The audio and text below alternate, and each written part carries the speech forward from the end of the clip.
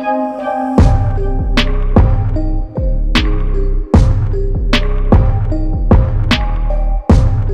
एक ही मांग है कि गृह मंत्री आए, सदन में आए और एक बयान दें। ये तानाशाही सरकार के लिए वो भी मंजूर नहीं है। सरकार अपनी संसद को सुरक्षित नहीं रह सकती। जो इतनी बड़ी बड़ी बातें संसद के अंदर करते हैं और नेशनल सिक्योरिटी पे अपनी छाती ठोक ठोक कर कहते हैं, आज वही गृह मंत्री पार्लियामेंट से बच रहे हैं, अपनी अकाउंटेबिलिटी से बच रहे हैं। जो क्रैकर जो कल बात किया गया था, गैस क्रैकर, वो अगर जहरीला गैस होता तो बहुत सारे जान का नुकसान होता था। और एक ही मांग है कि गृह मंत्री आए, सदन में आए और एक बयान दें।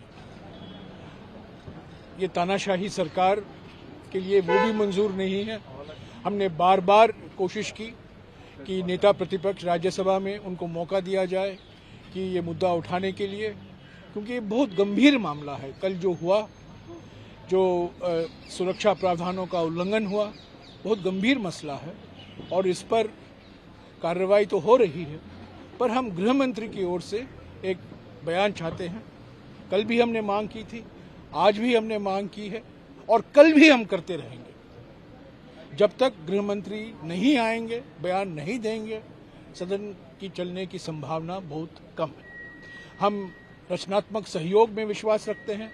हम चाहते हैं कि बहस हो, पर आज सबसे बड़ा मुद्दा जो है देश के सामने, ये कैसे हुआ, क्यों हुआ, और ये जो सुरक्षा के प्रावधानों का उल्लंघन कल सारा देश देखा, इसके बारे में प्रधानमंत्री चुप हैं, गृह मंत्री चुप हैं।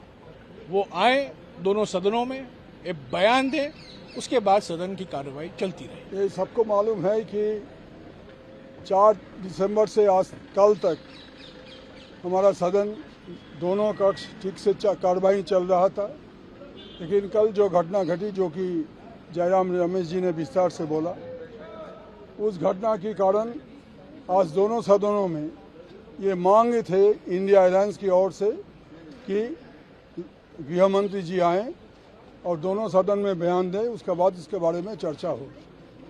लेकिन दुख है कि सरकार इस बारे में नीरव है। कोई अभी तक कोई स्टेटमेंट गवर्नमेंट की ओर से आया नहीं, ये कभी भी नहीं हुआ।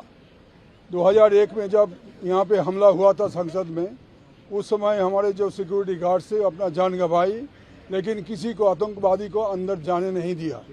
ये लोग जो पकड़ा गया है आतंकवादी है कि नहीं हमें मालूम नहीं कौन है, लेकिन इससे पता चलता है कि पार्लियामेंट नए भवन जो बनाया गया उसमें सुरक्षा इतना खराब है कि कोई भी आ सकता है।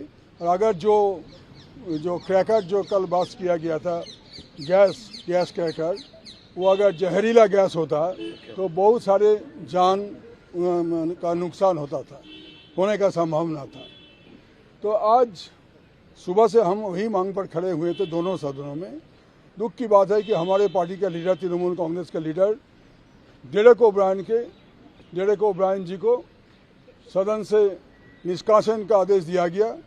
उसके बाद उनको खिलाफ सरकार ने प्रिविलेज मोशन लाया और प्रिविलेज कमेटी के पास उनके विषय में चर्चा करके 3 महीना का अंदर रिपोर्ट देने के लिए चेयर ने निर्देश दिया।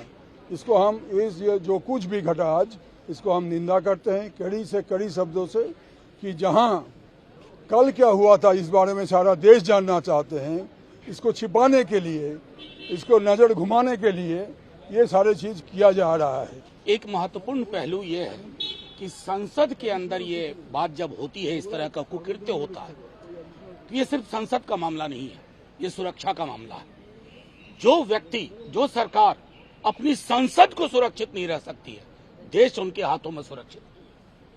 मार्क माय वर्ड्स, सीने पे हाथ मार मार के बोलना कि हम ये कर देंगे, वो कर देंगे, और सरहद पे जो होता है वो संसद में हो जाता है, उस तरह की चीजें।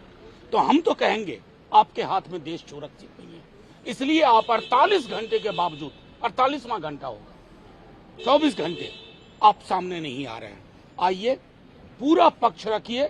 ठीक उसी दिन हमने आगाह किया था जब विमेन रिजर्वेशन बिल पास हो रहा था, आपने लोगों को बिठा दिए थे, जिंदाबाद जिंदाबाद लगाए जा रहे थे। सीख वहीं से मिली है। लोग उस गैलरी में बिना किसी प्रॉपर प्रोसीजर के आए हैं। कौन एमपी है आप सब जानते हैं, लेकिन ये मसला सिर्फ संसद का नहीं है। मैं दोहरा रहा हूं, इनके हाथ में देश सुरक्षित नहीं है और इसलिए हम सदन में इसको लगातार उठाते रहेंगे और मजबूर करेंगे। गृह मंत्री जी आइए, बड़ी बड़ी बात करने से ही कोई बड़ा नहीं होता। जो खबर हमें मिल रही है उसमें बताया जा रहा है 7 सुरक्षा अधिकारियों को सस्पेंड कर दिया गया है। जो युवा थे और जिन्होंने ये बदसलूकी की और सिक्योरिटी ब्रीच के जिम्मेदार हैं, उनके ऊपर यूएपीए लगेगा। ये भी डेरेक ओब्रायन को राज्यसभा से सस्पेंड कर दिया क्योंकि उन्होंने इस मुद्दे को उठाया। और 14 हमारे सांसद जो हैं कांग्रेस के भी और अन्य दलों के भी इसी मांग पे सस्पेंड कर दिए गए हैं लोकसभा से। मैं कहती हूं आपने ये सारी कार्रवाई की, पर हम मांग कर रहे हैं कि देश के गृह मंत्री हमें आकर जवाब दें कि सुरक्षा में चूक कैसे हुई। जो इतनी बड़ी बड़ी बातें संसद के अंदर करते हैं और नेशनल सिक्योरिटी पे अपनी छाती ठोक ठोक कर कहते हैं, आज वही गृह मंत्री पार्लियामेंट से बच रहे हैं, अपनी अकाउंटेबिलिटी से बच रहे हैं। ऐसी क्या मजबूरी है कि भारतीय जनता पार्टी के जो एमपी हैं प्रताप सिन्हा, उनसे प्रश्न नहीं पूछा जा रहा है या उन पे कोई कार्रवाई नहीं की जा रही है। ये दिखाता है कि ये जो सरकार है इतनी आत्ममुग्ध है कि नेशनल सिक्योरिटी को दरकिनार कर कर, पार्लियामेंट की सिक्योरिटी को दरकिनार कर कर सिर्फ अपनी वाह लूटने में लगी हुई है। पर जो भी इनके सुरक्षा का दावा है सब खोखला है।